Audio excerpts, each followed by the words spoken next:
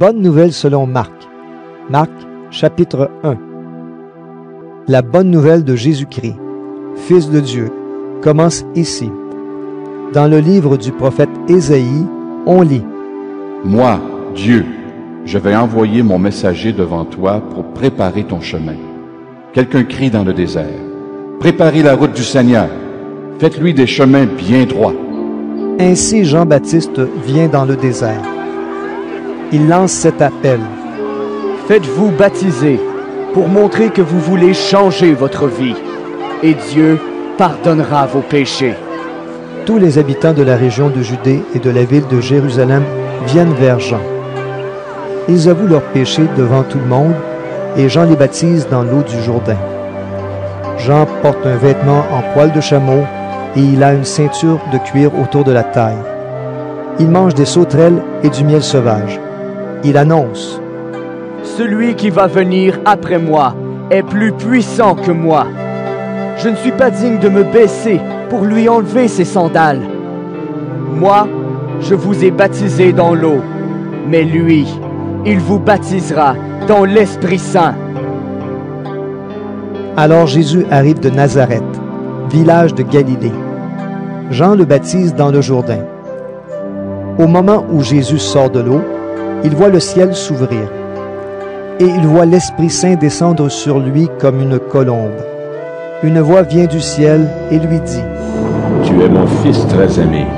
C'est toi que j'ai choisi avec joie. Tout de suite après, l'Esprit Saint envoie Jésus dans le désert. Pendant 40 jours, il reste dans le désert et il est tenté par Satan. Jésus est avec les bêtes sauvages et les anges le servent. Un jour, Jean est mis en prison. Alors Jésus va en Galilée. Il annonce la bonne nouvelle de Dieu et il dit: Le moment décidé par Dieu est arrivé et le royaume de Dieu est tout près de vous. Changez votre vie et croyez à la bonne nouvelle. Jésus marche le long du lac de Galilée. Il voit Simon et André, le frère de Simon. Ce sont des pêcheurs et ils sont en train de jeter un filet dans le lac. Jésus leur dit: Venez avec moi et je ferai de vous des pêcheurs d'hommes. Aussitôt, ils laissent leur filet et ils suivent Jésus. En allant un peu plus loin, Jésus voit Jacques et Jean, deux frères. Ce sont les fils de Zébédée. Ils sont dans leur barque et réparent leur filet. Aussitôt, Jésus les appelle. Ils laissent leur père Zébédée dans la barque avec les ouvriers et ils s'en vont avec Jésus. Jésus et ses disciples arrivent à la ville de Capernaum. Le jour du sabbat, Jésus entre dans la maison de prière et il se met à enseigner. Ceux qui l'entendent sont très étonnés par sa façon d'enseigner. En effet, il n'enseigne pas comme les maîtres de la loi. Il le fait avec l'autorité que Dieu lui donne. Juste à ce moment, un homme qui a un esprit mauvais en lui entre dans la maison de prière.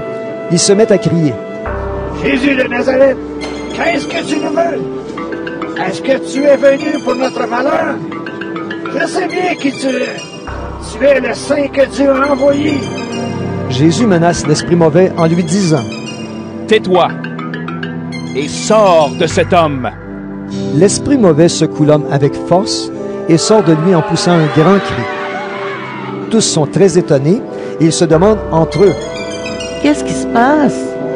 Cet homme enseigne d'une façon nouvelle et avec assurance. Il commande même aux esprits mauvais et ils lui obéissent. Alors les gens se mettent à parler de Jésus dans toute la région de la Galilée. Jésus sort de la maison de prière et tout de suite après, il va chez Simon et André. Jacques et Jean l'accompagnent. La belle-mère de Simon est couchée avec de la fièvre. Aussitôt, on parle d'elle à Jésus. Jésus s'approche, il lui prend la main, il la fait lever et la fièvre la quitte. Ensuite, la belle-mère de Simon se met à les servir. Le soir, après le coucher du soleil, les gens amènent à Jésus tous les malades et tous ceux qui ont des esprits mauvais. Tous les habitants de la ville sont rassemblés devant la porte de la maison. Jésus guérit toutes sortes de malades. Il chasse aussi beaucoup d'esprits mauvais et il ne les laisse pas parler parce qu'ils savent qui est Jésus.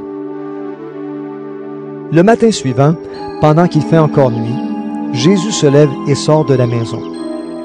Il va dans un endroit désert, et là, il se met à prier.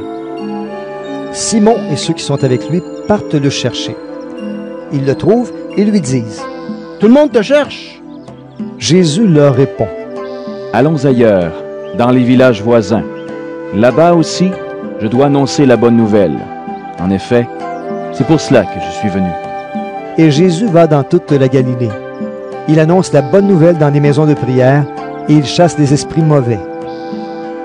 Un lépreux s'approche de Jésus. Il se met à genoux devant lui et lui demande son aide en disant, « Si tu le veux, tu peux me guérir. » Jésus est plein de pitié pour lui. Il tend la main, touche le lépreux et lui dit, « Je le veux, sois guéri. » Aussitôt la lèpre quitte le malade. Il est guéri. Jésus parle sévèrement à l'homme. Aussitôt après, il le chasse en lui disant, « Attention, ne dis rien à personne, mais va te montrer au prêtre et offre le sacrifice que Moïse a commandé.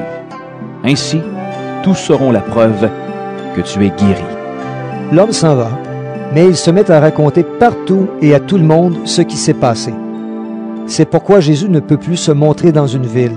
Il reste en dehors, dans des endroits déserts. Et les gens viennent à lui de tous les côtés.